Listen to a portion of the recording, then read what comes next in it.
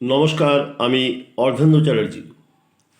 আজ astrology on daily life episode 6, এটাই last episode.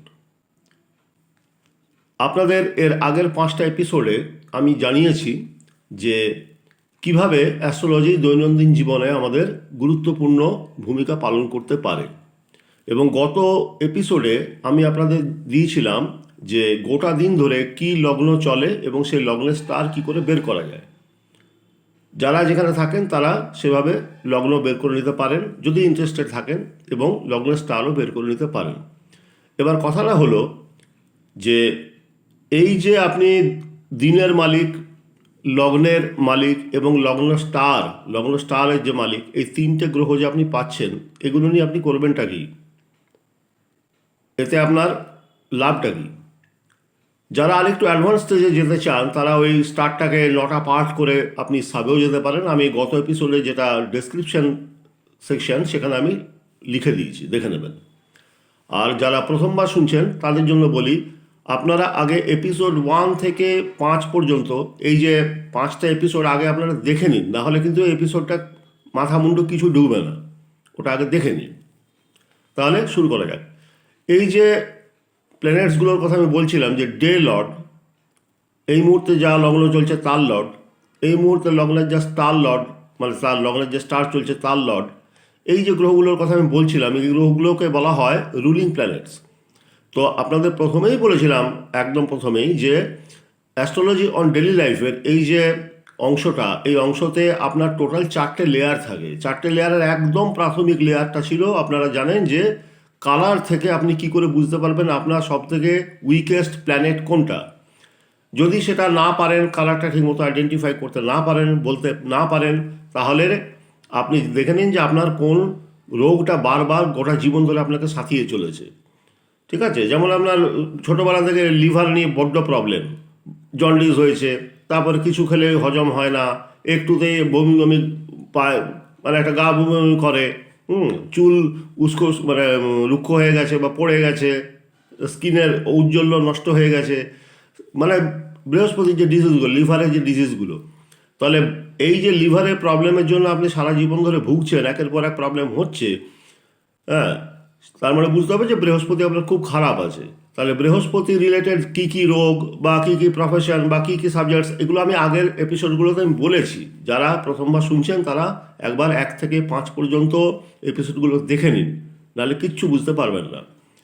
যাই হোক, এইবার এই যে দুটো লেয়ার চলে গেল, যে কালার থেকে বা ডিজিজ থেকে, তার থার্ড যে লেয়ারটা সেটা ছিল রুলিং প্ল্যানেটস, যেগুলো আমি গত এপিসোডেও বলেছি এবং এখনও বলছি। এরপরে যে মানে লেয়ারটা সেটা হচ্ছে খুবই কঠিন লেয়ার, দ্যাট ইজ হোরারি অ্যাস্ট্রোলজি। সেটা একেবারে পুরোপুরি পুরোদস্তুর পড়াশোনা না থাকলে, অ্যাস্ট্রোলজির একটা প্রাথমিক লেভেল পর্যন্ত না জানলে ওটা সম্বন্ধে আপনারা কিচ্ছু বলতে পারবেন না। সুতরাং আমি আর আগে বাড়ছি না, আগে আর যাচ্ছি না। অ্যাস্ট্রোলজি অন ডেলি লাইফ আমি আজকেই শেষ করছি।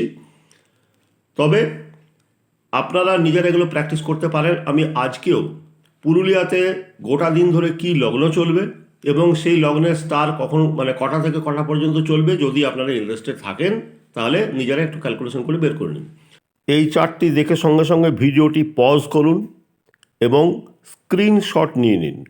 স্ক্রিনশট যদি না নেন তাহলে আপনারা কিচ্ছু মনে রাখতে পারবেন না। এক্ষুনি পজ করুন, স্ক্রিনশট নিন, পরে প্রিন্ট করতে পারেন। এবার যেটা বলছিলাম যে এইগুলো দিয়ে হবেটা কি? হবেটা অনেক কিছু। আপনি বসে আছেন ঘরে, ধরা যাক তখন কর্কট লগ্ন চলছে এবং শনির স্টার চলছে, আপনার কাছে একটা ফোন এলো যে জানিস এই ব্যাপারে এই হয়েছে, হ্যান হয়েছে, ত্যান হয়েছে, ফ্যান হয়েছে, একটা খুব গুরুত্বপূর্ণ কোনো একটা মেসেজ এলো।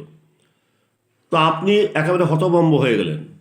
আপনি খুলে দেখলেন যে এই মুহূর্তে কর্কট লগ্ন চলছে এবং শনির স্টার চলছে। শনি কখনো পুরো কথা বলে না।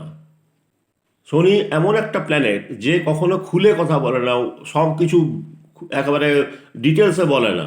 ওই একটু সত্যি কথা বললো, তার মধ্যে কিছুটা মিথ্যা কথা মিশিয়ে দিল। সুতরাং শনির এই স্টার চলাকালীন যদি কোনো খবর আপনাদের কাছে আসে, কেউ যদি আপনার কোনো খবর দেয়, গসিপিং করতে চায়, ভুল করেও সেটা বিশ্বাস করবেন না।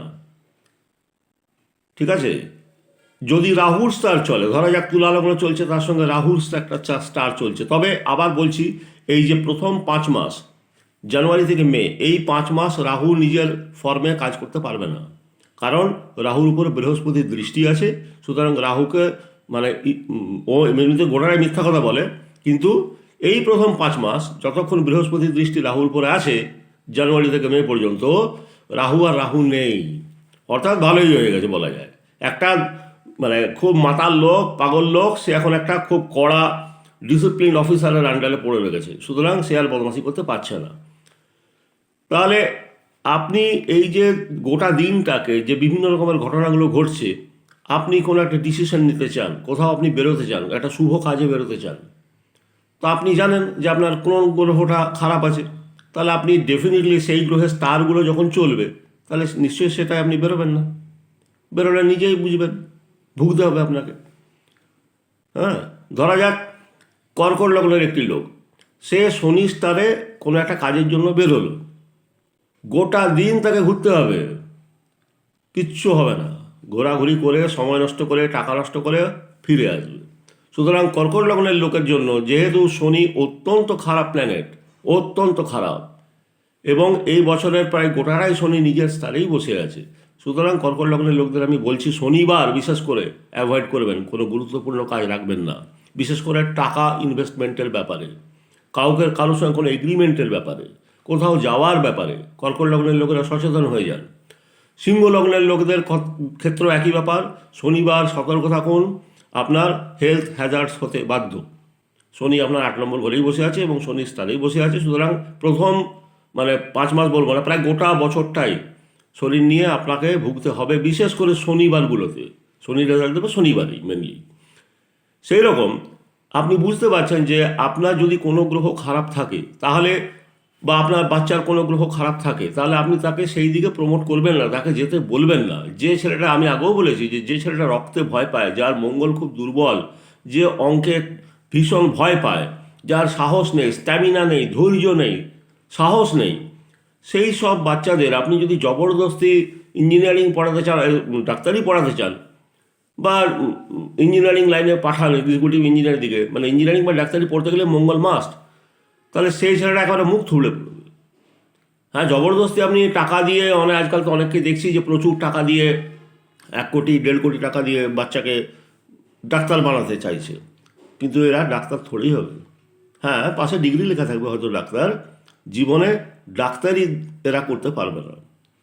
এটা আমি একদম খুব গর্বের সাথে জোরের সঙ্গে বলছি, আমার এক্সপেরিয়েন্স থেকে বলছি। সুতরাং দয়া করে বাচ্চার যে প্ল্যানেটসগুলো পাওয়ারফুল আছে, কালার থেকে দেখে নিন বা ডিজিজ থেকে দেখে নিন, সেই অনুযায়ী তাকে প্রমোট করুন।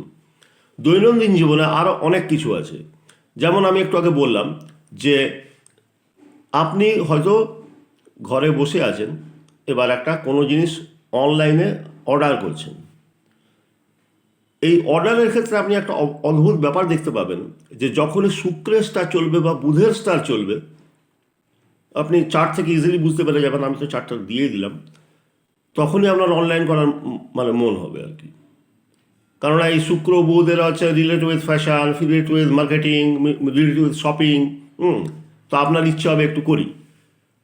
তাহলে যে ভদ্রলোক বা ভদ্রমহিলা, বিশেষ করে ভদ্রমহিলাদের বলছি, যার বুধ খুব খারাপ আছে, যার সবুজ রঙটা একেবারেই বাজে লাগে, একেবারেই ভালো লাগে না, এবং তার একটু নার্ভ চঞ্চল, অত্যন্ত উত্তেজিত, তারা দয়া করে বুধবারগুলোকে অ্যাভয়েড করবেন অনলাইনের জন্য।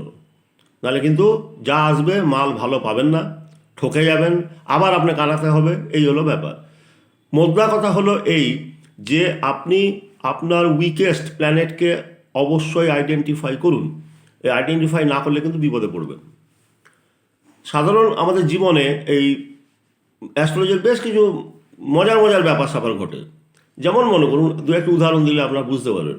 যেমন কোনো সূর্য হচ্ছে অ্যালোপ্যাথি ডক্টর, তাহলে যে ডাক্তারের সূর্য যত বেশি পাওয়ারফুল, তিনি তত বড় ডাক্তার হবেন, তার সুনাম তত দূরে দূরে ছড়িয়ে পড়বে। এবার শুক্র যদি কারোর পাওয়ারফুল থাকে, সূর্য যদি কারোর খুব পাওয়ারফুল থাকে, তার শুক্র উইক হয়ে যায়, কারণ দুটো পরস্পর শত্রু। তার মানেটা কী হলো? সেই ভদ্রলোক, তার গোটা বিশ্বে নাম, কিন্তু ঘরে বউয়ের সঙ্গে ঝামেলা, বউয়ের সঙ্গে রিলেশন ঠিক থাকবে না, অথবা বউয়ের থেকে তিনি দূরে থাকবেন। এটার একটা আপনি বাস্তব একটা মানে কারণও বলতে পারেন, হ্যাঁ তিনি ব্যস্ত মানুষ, তাই ঘরে তার সময় দেওয়া সম্ভব নয়। কিন্তু ব্যাপারটা তা নয়, যেহেতু তার সূর্য খুব পাওয়ারফুল আছে, শুক্র তার উইক হয়ে যাবে। সেই ডাক্তার, যিনি ডাক্তার, এত বড় ডাক্তার যার বিশ্বজোড়া নাম, তার শুক্রের উইকনেস থাকার জন্য সেই ডাক্তারের প্রোস্টেট গ্ল্যান্ড নিয়ে ভুগতে হবে। আমার কথা মিলিয়ে দেখে নিতে পারেন, যদি কোনো ডাক্তারবাবু দেখছেন আমার কথা মিলিয়ে দেখে নিতে পারেন। তার প্রোস্টেট গ্ল্যান্ড, ইউরিন সংক্রান্ত প্রবলেম, ডায়াবেটিস, চোখ এবং আপনার যে ব্লাড সুগারের যে ব্যাপারটা, এই ব্যাপারটা নিয়ে আপনাকে ভুগতে হবে। শুক্রের রোগ এগুলো মিলিয়ে নেবেন আমার কথা। সেই রকম মঙ্গল আর বুধ পরস্পরের একটা বড় শত্রু।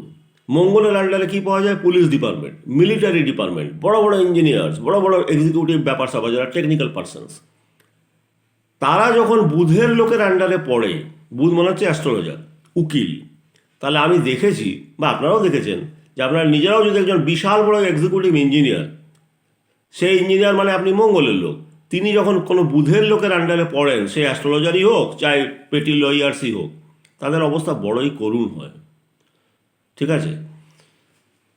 সে একইভাবে যদি কোনো মঙ্গলের লোক, মানে এই ধরনের কোনো এক্সিকিউটিভ র্যাঙ্কের লোক, তারা যখন ব্যাংকে গিয়ে হাজির হন, বিশেষ করে অ্যাকাউন্টসের ব্যাপারে কোনো এজেন্টের কাছে গিয়ে হাজির হন, তাদের অবস্থা খুব শোচনীয় হয়।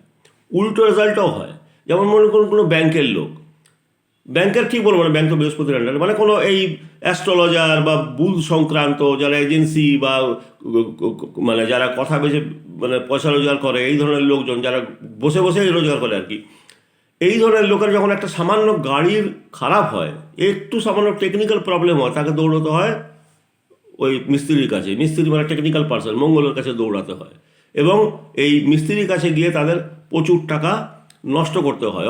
অথচ একটু সামান্য জ্ঞান থাকলে হয়তো উনি নিজেই বাড়িতে এটা করে নিতে পারতেন, কিন্তু পারবেন না, যেহেতু তার মঙ্গল খারাপ আছে। বুধ যার পাওয়ারফুল খুব, তার মঙ্গল খারাপ থাকবে। যার মঙ্গল বিরাট পাওয়ারফুল, তার বুধ খারাপ থাকবে। এইরকম ছোটোখাটো ব্যাপার স্যাপার রয়েছে, যাকে আশা করি এই গত 6টা এপিসোড মিলিয়ে আপনাদের আমি কিছু তথ্য দিতে পারলাম। আর আমি যেটা ভেবেছিলাম যে হয়তো এটা আপনাদের কোনো বিশেষ কাজে লাগবে, আপনারা নিজেরা একটা প্র্যাকটিস করবেন, কিন্তু দেখতে পাচ্ছি সবাই ওই খুব ভালো লেগেছে, খুব ভালো বলেছেন, এই ধরনের একটা কমেন্ট করে ছেড়ে দিয়েছেন। এতে না আমি ঠিক চাইনি, এটা আমার ব্যাপার নয়। আমি কি ভালো বললাম খারাপ বললাম সেটা ব্যাপার নয়। আমি চেয়েছিলাম আপনারা যাতে এটাতে উৎসাহিত হন এবং আপনারা যাতে নিজেদের ব্যাপারগুলো নিজেরাই করতে পারেন। কিন্তু কেউ কোনো কমেন্টও করলেন না সেই ধরনের, এবং তারা হয়তো সময় দিতে পারলেন না। আমি সেরকম ভিউও পেলাম না, আর সেরকম আমি দেখলাম যে হয়তো কেউ বিরক্ত হয়ে যাচ্ছে ব্যাপারটাতে। তাই আজকের মতন আমি এই অ্যাস্ট্রোলজি অন ডেইলি লাইফ এটাকে আমি শেষ করলাম, এবং পুরো সিরিজটার এই যে 6টা এপিসোড আমি করলাম, 6টা এপিসোড যারা প্রথম থেকে দেখেননি তারা দেখে নেবেন, অনেক কিছু শিখতে পারবেন আশা করা যায়, এবং নিজের জীবনে সেগুলোকে অ্যাপ্লাই করুন। আর আমি আগেও বলেছিলাম একবার যে সেই রকম ভিউ না হলে, ওই 50-100টা ভিউ মানে লোক দেখবেন এবং তার জন্য আমি এত কষ্ট করে বসে করব, ব্যাপারটা টাইম নষ্ট করবো না, সরি আমি করতে পারছি না। আমি আপাতত এটাকে শেষ করলাম, এবং জানি না আর আদৌ আসবো কি না, সেটা এবার আপনাদের উপর। নমস্কার।